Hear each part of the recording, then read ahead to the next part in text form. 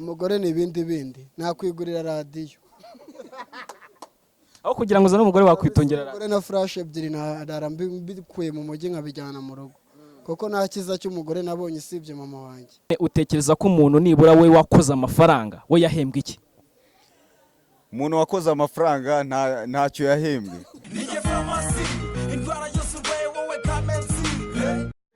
Ya reka nongere mbaye ikaze ku Muhanzi TV, nongera kugira mbasabe kugira mukore subscribe. Amakuru yo ni menshi cyane.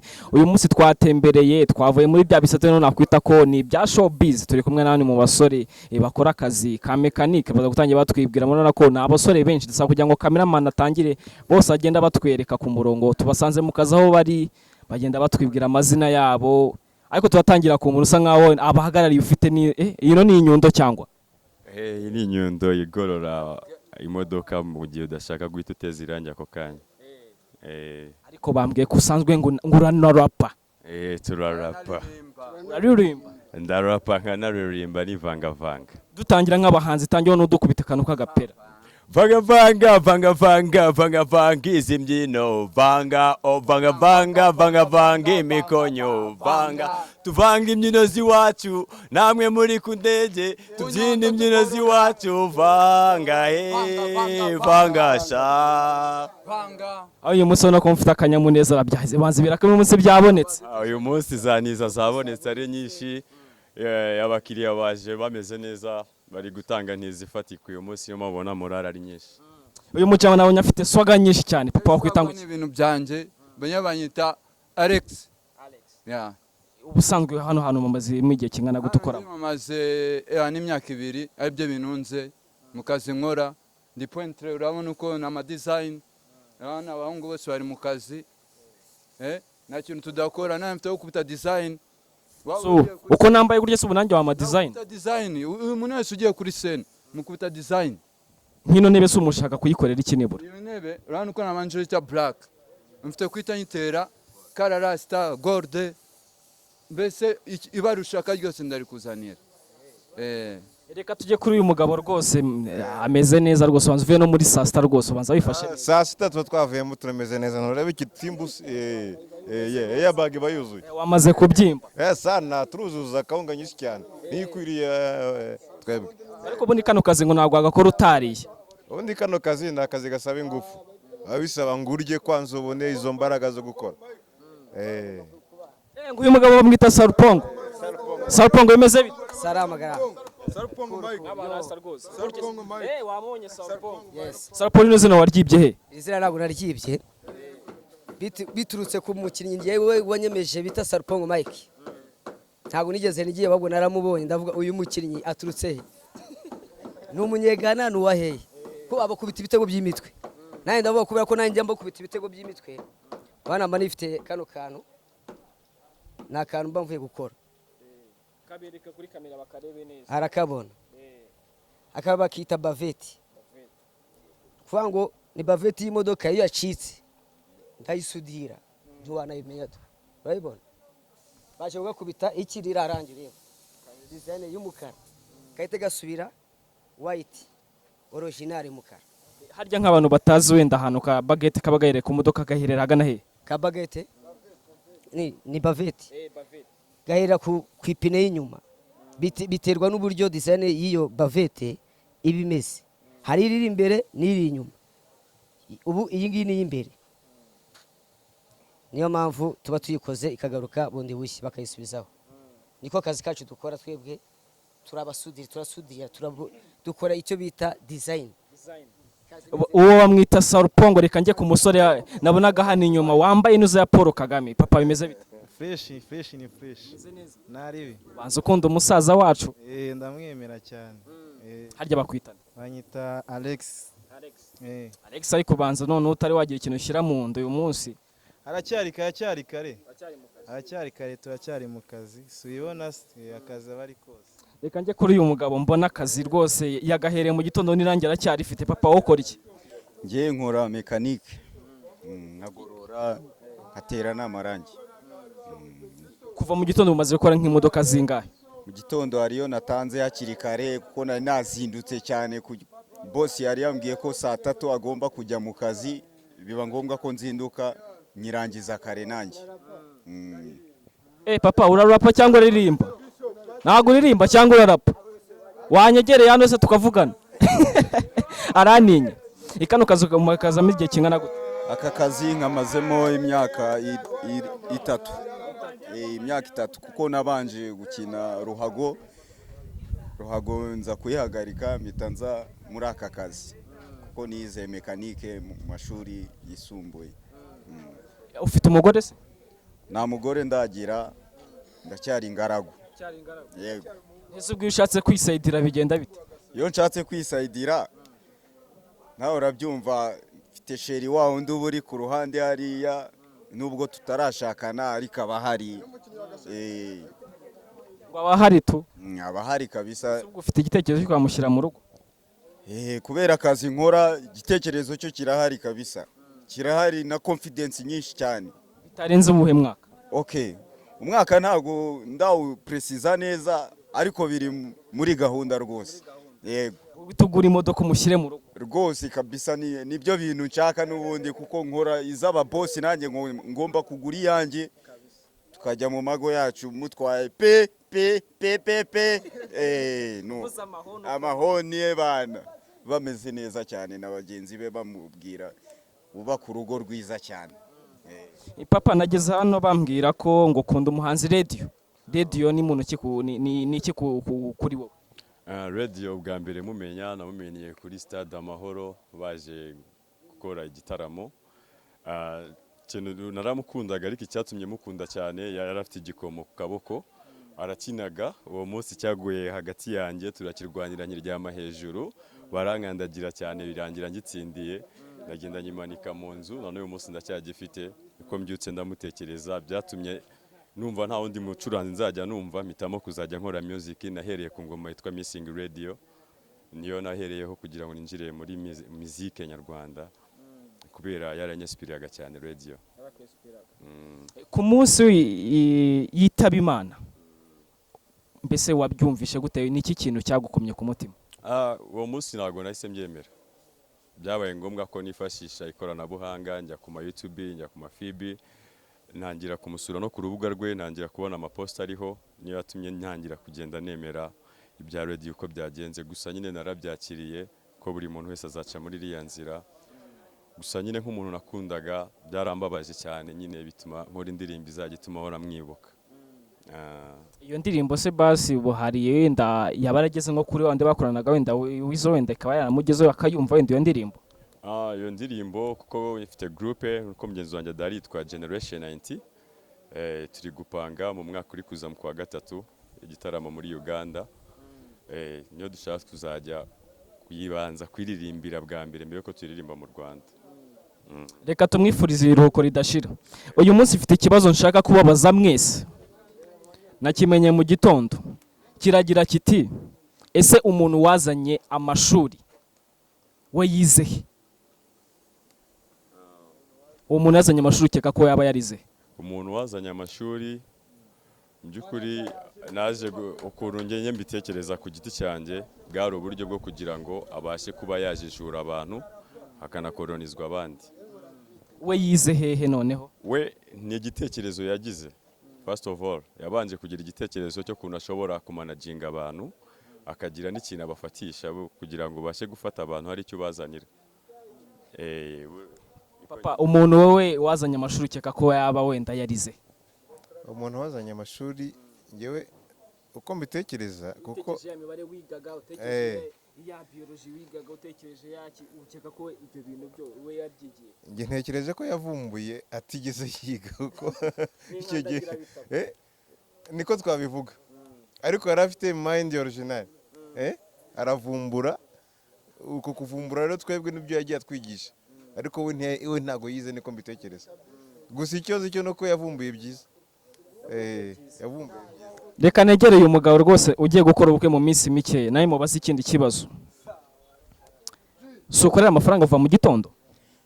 Nibyo rwose nkorera amafaranga. None utekereza ko umuntu nibura we wakoze amafaranga we yahembwe iki? Umuntu wakoze amafaranga ntacyo yahembwe. Yakoreye iki? Okay. yafashije abantu benshi kugira ngo ayo mafaranga abagereho, kuko yazanye icyo gitekerezo nuko njye mbyumva kabisa. papa umuntu wakoze amafaranga we yahembwa iki? umuntu wakoze amafaranga we na n'ubu aracyahembwa, nimba yaranapfuye n'imiryango ye iracyahembwa. Kuko niyo haba havuyeho ubukoroni bw'inkoni hazaho ubukoroni bw'amafaranga. Uyu munsi wa none buri muntu wese uri muri iyi si abyuka ajya gushaka ayo mafaranga. So ni ukuvuga ngo ko uwo muntu yabonye hari sheya atangamo paka akagira kuba yazanye. Bwari uburyo bwo kugira ngo abashe nawe ukavaringa abantu, abashe kubashyira ku murongo. Reka nkubaze ikibazo kandi ntago ngiye kukwifuriza kugira ngo ibyo bintu bikubeho. Ni ikibazo, uramutse umenye ko ejo uzapfa wakora iki nonaho? ndamutse menye ko nzapfa ejo, icyambere nakora ni ukubanza gusaba imbabazi abo nahemukiye. Bande ni icyo barabakoreye kugira ngo basabe imbabazi? Ibyo twahemutse ni byinshi gusa abo wabona hafi nibo wabasha guhamagara ukabasaba imbabazi, ubundi ugasaba n'Imana imbabazi ukipfira mu mahoro tu. Hari nk'ikosa wenda waba warakoreye umuntu ushaka kuvuga ati nibura uyu muntu yaba uwa mbere nasaba imbabazi ni nkande nibura? Mu bibi wakoze avuga ati uyu muntu niwe naheraho yaba gukorera iki? Mu bibi nakoze ibinza mu mutwe cyane wenda nta makosa naba narakoreye mama wanjye kuko niwe nkunda cyane. Ubwo aya makosa ni ayahe nibura? Kera nyiri umwana kubera nakundaga kureba filime, najyaga mwiba udufaranga ko avuye ku kazi nkagenda gushaka igiceri mu isakoshi. Ibyo bintu byaramubabazaga cyane. Ibyo namusaba imbabazi. Papa umenye ko uzapfa ejo wakora iki? Umenye ko nzapfa ejo nabanza nkicuza ku bibi nakoze ku giti cyanjye, nabo nagiye mpemukira nabo nkabasaba imbabazi, abadahari nabo nkabereka Imana nkayisaba imbabazi bivuye ku mutima, ubundi nkatanga ibyanjye byose ku bakene kugira ngo nzabashe kugira inzira nziza ngenderamo. Musore wanjye umenye ko ejo uzava ku isi, uzava ku birayi. Mbere na mbere icyo nakora nabanza kwicuza, nkabwira Nyagasani nzapfe ndi umwemeramana, none nkafata imitungo yanjye nkayishora mu mfubyi, nkayishora mu bantu b'abakene bose, mbese kugira ngo nzasange ibyiza kwa Nyagasani. Kubera iki imitungo utayishora mu ndaya kandi nabo ari abantu? Indaya zikora ikintu cyaburijijwe n'Imana, kuko Imana iratubwira muri Korani la takrabu zina, nitwegera ubusambanyi. Niyo mpamvu rero mvuga imitungo yanjye nayishora mu mfubyi, kuko imfubyi urumva zirirera, ziba zifite ibibazo byinshi. Niyo mpamvu nayishora mu mfubyi, nkubaka imisigiti, mbese ibintu bizamvugira mu gihe ndimo hahandi muri mwanandani. Nicyo nabanza gukora nanjye. Yego. Aho ufata ubundi mwanya wo gusenga? Ndasenga kabisa, kuko Nyagasana dutegeka gusenga gatanu mu dini ryacu. No mu mwanya ubu ngubu ndajya gusenga, ndajya ku musigiti gusari. Ibyo byose wenda navuga ko hari abantu benshi hano wenda baba bakeneye kugira ngo bahabwe ijambo bagire icyo bavuga. Papa harya we bakwita? Njye banyita Hussein. Akazina uzwiho ni akayano mu igaraje? Akazina nzi hano ni Mbape. Mbape. Witwa kwita Mbape? Mbape wo hehe? Wo muri confiance? Oya, wo mu garage. Nataka muri confiance, neza si muri confiance hano? Hano si muri confiance? Confiance garage. Niki kintu wakundiye Mbape cyane? Mbape cyane nuko ari umwana mutoya cyane uzi kwataka kandi ubona afite imbaraga, utajya muri bya bindi by'aba Cristiano gubostari bikini biki. Ni umwana ukibera iwabo, natwe twibera mu rugo. Urumva rero udakunze umuntu biwabo nawe nk'uko biwanyu ngo umusiporo tumufane nta kindi waba ukoze. Reka nkubaze ikibazo cy'amatsiko. Babaye bavuga ko bagiye kuguhereza ibiryo kugira ngo urye ibyuwe mu gihe kingana n'icyumweru, warya ibihe biryo kugira ngo byibuwe muri icyo gihe cy'icyumweru? Najya ndya inyama n'agafiriti gusa n'akawunga aho hafi gusa. Urabona wabyiba mu cyumweru ibyo bintu byose ubiri cyane, na enjoy ndi kunywa n'akantu ameze neza.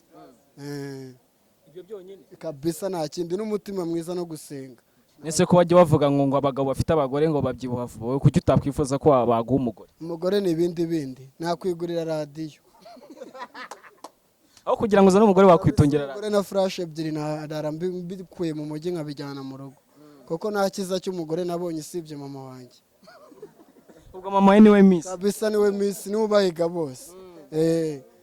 papa nabonye kuntu ureshya bitewe n'ukuntu ungana baramutse bavuze ngo baguhereze ibiryo mu gihe kingana n'icyumweru ubu baze kubyibuha warya ibiki? Okay, njyewe buriya nkunda kawunga cyane bayita beto. Niyo nikundira kubera iyi monde ni ya beto nyine, monde ya beto ya benefice. Niyo mpamvu nkunda kawunga cyane. Uso gahunga mu cyumweru wakarya ukabyibuha? Nakarya nkabyibuha cyane kuko ndakemera katuma nkomera nkagira imbaraga muri deborsorage yanjye.